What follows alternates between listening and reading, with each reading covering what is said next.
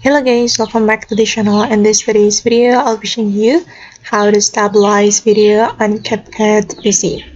Okay, here I have created a project on my CapCut PC, and let's say that here I have a Shaky video.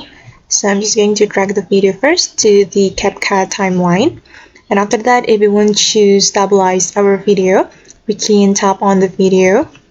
Just click on the video like this until this option appear on your screen. Then you're going to go to basic and you can scroll down until you find the stabilize option. You just need to click on this stabilize to turn it on. Okay, then you can select the level of your stabilization, and there are three options for you. You can select recommended, minimum cut, and most stable. If you want to get most stable video, you can click on this option, but I'm just going to select recommended, and you have to wait until the process completed. You have to wait until 100%. Alright guys, and that's how we can stabilize our videos on CapCut PC. I hope this tutorial will be useful for you. Thank you so much for watching and see you in the next video.